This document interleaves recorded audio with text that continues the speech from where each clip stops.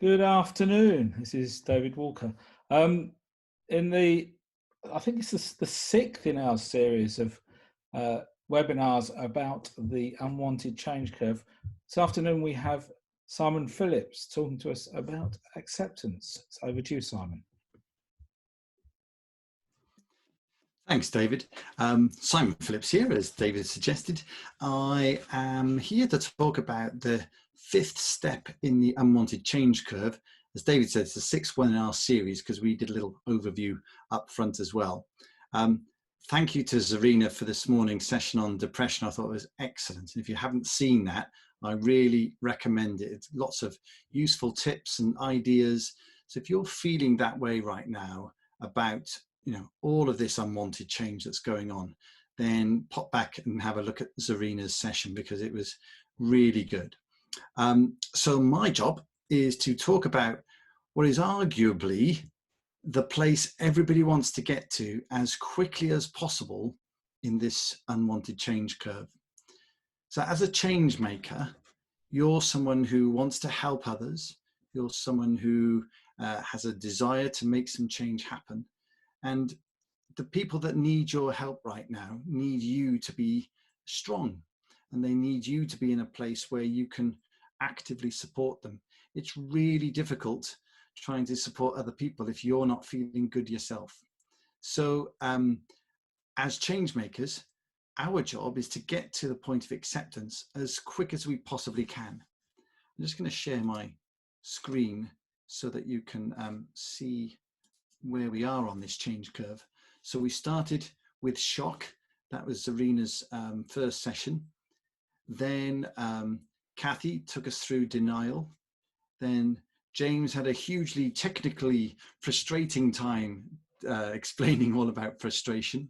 And Zarina again this morning with depression. So a really interesting series we've had so far, and the reason why we want to get to the point of acceptance as quickly as possible is because at that point the change curve, the unwanted change curve if you like, we are starting now with this point of acceptance to feel a little bit better about what's possible, and we're more willing to accept, if you like, the situation that we find ourselves in, as it says there, being present, acknowledging how things are. It's not doing anything more than that. It's not doing anything less. It's literally just accepting the way things are. And if we can get to that point as quickly as possible, it means that we can then get up this second half of the unwanted change curve, and we can start on the process of learning how to cope in this new world. So I'll just stop sharing there for a second. Hopefully you can see me again now. The point of acceptance is, and why we look to get to it as quick as possible, is because what's really going on with acceptance is that we're able to put aside our fears, and we're also able to focus on possibilities. And of course, as somebody who's maybe supporting other people, that enables you to help them effectively. So I wanted to talk to you about someone called Michael J. Fox. You may know Michael J. Fox. In fact, I'm going to share my screen again. And if you do know him, you will recognize, just get the technology working, you'll recognize that picture. So Michael J. Fox was a very young man. I think he was only 29, something like that, when he contracted Parkinson's back in 1991.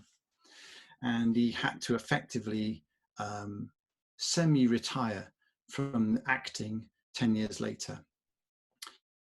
You will have seen him in other things since then, but it's a real struggle for him, and incredibly challenging. The thing that he devotes most of his time to now is his foundation, which is looking into supporting people with similar illnesses to him. And the point that he says about acceptance, I think, is absolutely pertinent. It doesn't mean resignation. It means understanding that something is what it is, and there's got to be a way through it. Now that's an illustration of his positive mindset as well. But the point is, you're understanding that something is what it is. You're not trying to deny it. You're not getting anxious over it. You're literally just seeing it for what it is. And I think, all of the information that James, Kathy and Zarina shared with you already will give you, all the insights you need as to what sort of emotions people are going through in the downward part of the unwanted change curve. If you can get to the point of acceptance, then you're at a point where you're just acknowledging what is. You're not trying to interpret any more onto it than that. So if you can get to that point, then that enables you to get back up the other side as quick as possible. So here's my 3 top tips for thriving on this side of in this acceptance phase. The first is to live in the now. Those of you who have read Eckhart Tolle's The Power of Now will know all about this. It's basically saying if you're filled with anxiety, if you're fearful, then your thoughts are in the past. Your thoughts are on things that have already happened. If, however, you have that level of anxiety or fear of the future, then what's going on for you is you're not living here and now. You're fearful of something that may or may not happen. I like to say that what you're doing is investing in something that may not happen. You're investing your time, you're investing your energy in what may not happen. So if you're feeling sad and feeling depressed, it's typically about things that have happened, which you cannot change anymore. If you're anxious, it's because you're concerned about something that's in the future. Again, you don't know if that's going to happen. So living in the now is understanding that we can't change the past, but it's also recognizing that we don't know for certain what's going to happen in the future either. So the key here is, can I live in the present? Can I live in the now?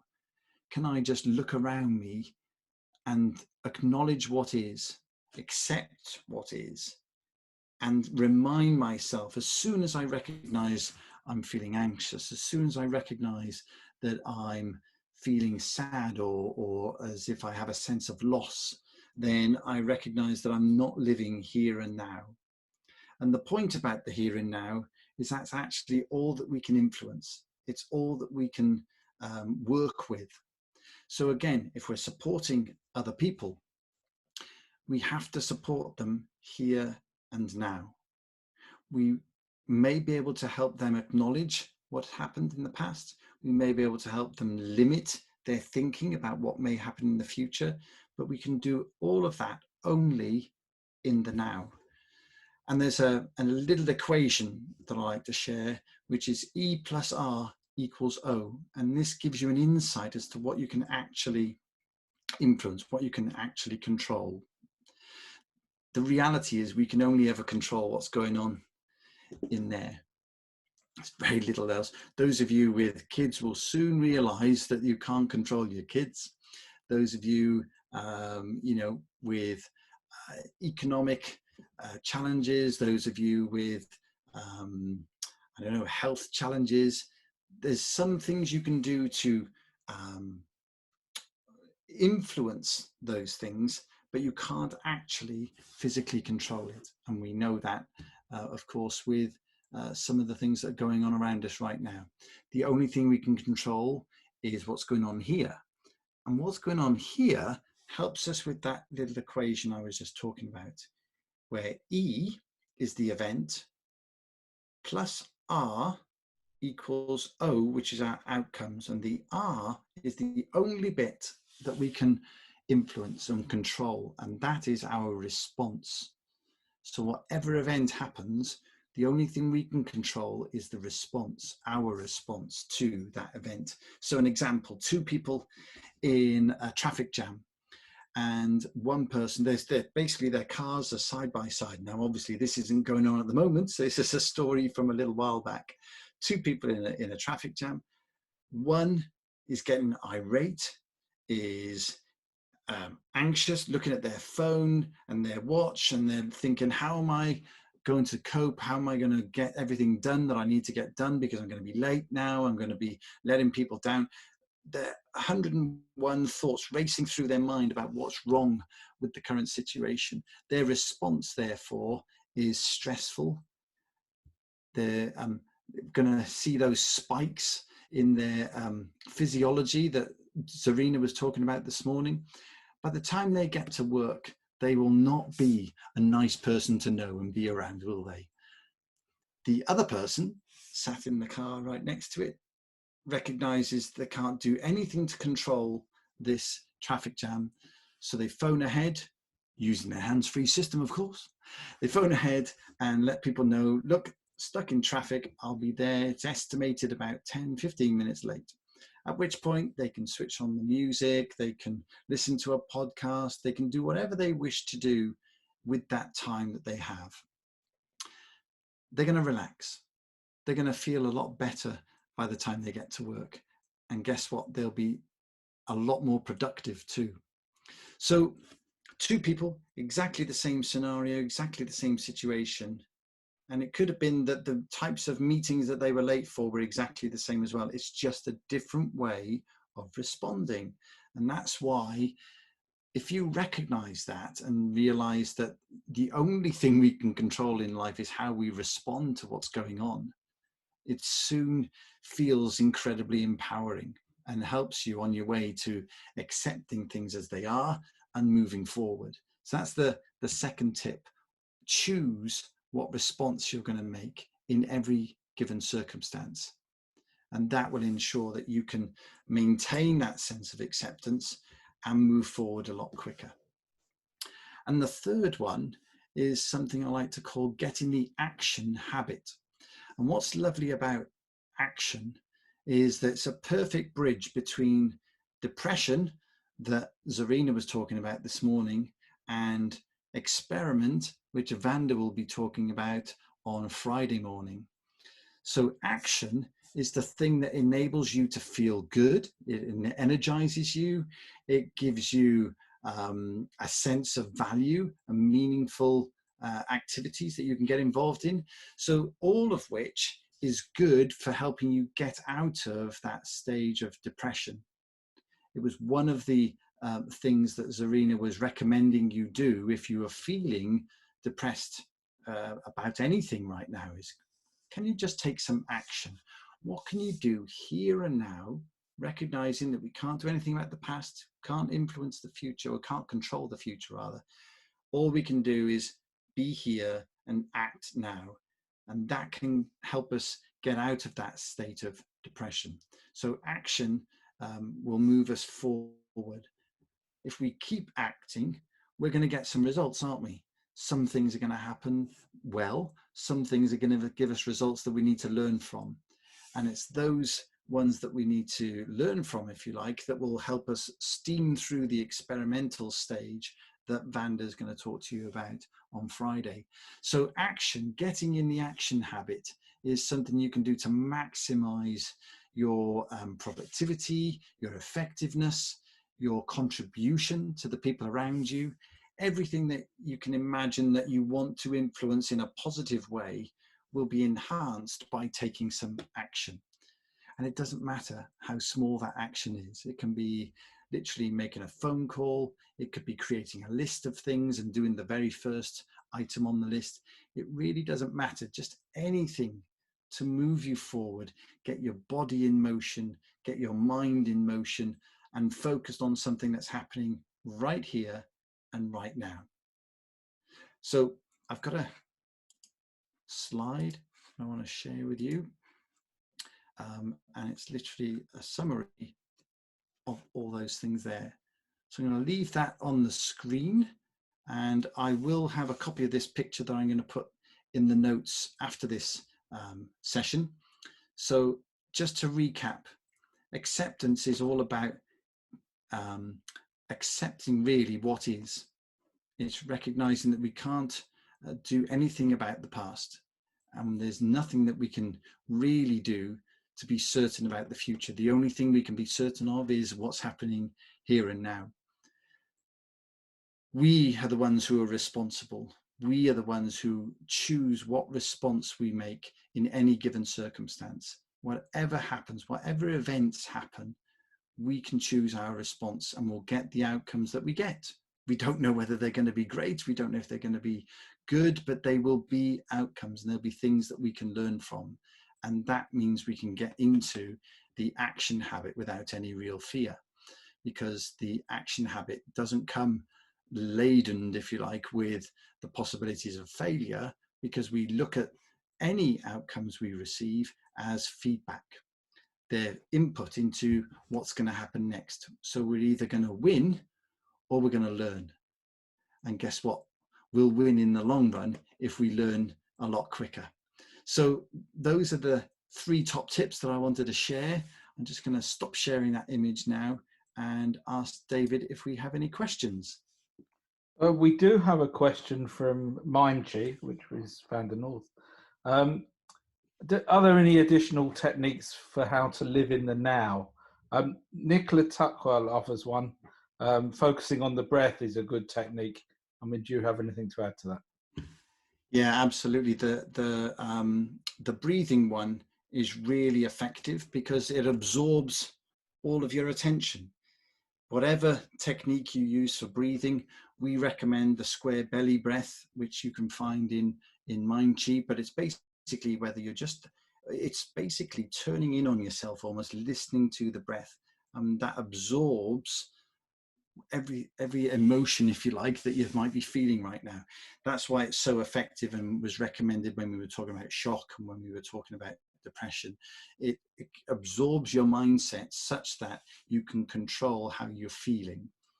The other thing that we recommend for focus is the second step in Mind Chi, which is all about just repeating the word one to yourself. One, one, one. And if another thought comes into your head, which is likely, especially if you've got a busy mind like me, then you can just switch to two, two, two, and you just keep going. And there's no right or wrong answer in terms of the number that you might get to. Over time, your mind will quieten, and you will find that you'll be able to do that if you practice that for a whole minute and regularly. You'll find that you may not get above 3 or 4, and if you're somebody who's really skilled and practiced these things, you may not get past 1. But that's another nice little simple technique. But anything that you can focus on, whether it's a picture, whether it's your breath, whether it's something you say in your head, anything you can focus on, anything that can really absorb your attention. So for example, I did a bit of gardening on the weekend, and all the time that you're active and in nature and doing things, your mind is not concerned about the 101 things that you were worried about earlier on. So just find an activity that absorbs you, whether it's playing an instrument, whether it's doing a puzzle. As I say, it might be out in your garden. It doesn't matter. The point is you're trying to absorb the time, you're trying to absorb the emotions such that you can really focus on something else. Okay, we have one more question. This is from Nikki Carew. Would you say that living in the now helps you learn because it is not judgmental? Oh, nice question. Living in the now eliminates judgment. I'm not sure it necessarily eliminates judgment. So if you are that sort of person who tends to judge what's going on around them, you may not be able to switch off the judgment. It would certainly help, though. I understand sort of the essence of the question here, because if I'm living right now, I'm not judging the now necessarily by past standards or potential for the future. I'm just looking at it and giving it my full consideration in the moment. So I guess there is some real strength in curbing or silencing the judgment part of the brain that you would otherwise deploy.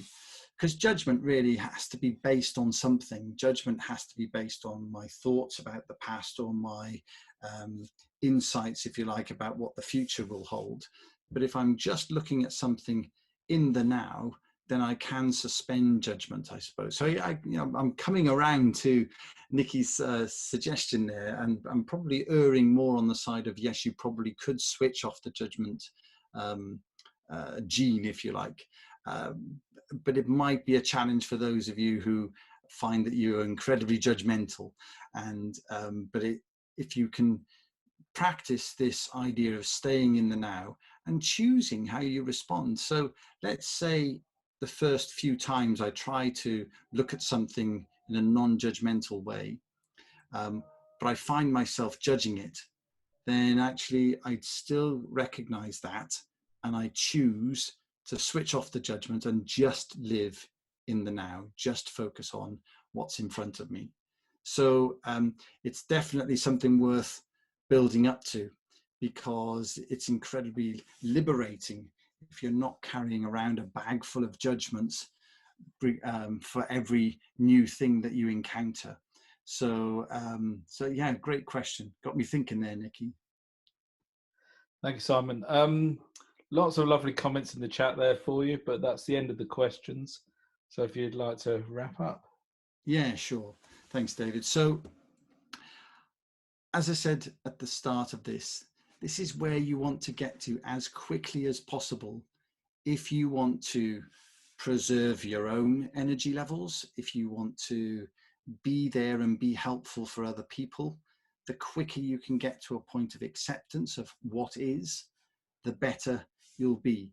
So what it does, it diminishes the amount of effort you have to put in, almost like second guessing everything that's going on around you. So for example, you'll see a lot of information being put through the various media channels, and you'll hear and see lots of people judging that information, second guessing, wondering if there's something else behind the news. Are they reading between the lines? Actually, if we just accept what is, I'm not saying we're being blind to anything else that's going on, but we're just accepting what is and deciding what we're going to do about what's the actual impact on me right now, what's the logic of the situation, how do I want to tackle it, what action am I going to take today to do two things. And the first one is the most important. I'm going to look after myself. And the second is, once I've looked after myself and I've raised my energy levels and I'm supporting myself and I'm feeling good about what's possible, who else can I help? And if you can get into that mindset and switch off all of those judgmental triggers in the brain and live in the now, you will be a great change maker and someone who can really help a lot of other people. So that's it for acceptance. Can highly recommend Friday morning session at 11 o'clock with Vanda North, talking all about the next phase, which is experiment. Be safe, and I will see you very soon. Thank you very much, Simon. Actually, Vanda's session is 11 a.m. on Wednesday morning. You've jumped ahead of yourself. And then on the afternoon on Wednesday, Simon's back with Zarina talking about the new normal. So that's the UK times. Thank you very much, everybody, for attending, and we'll see you on Wednesday. Take care.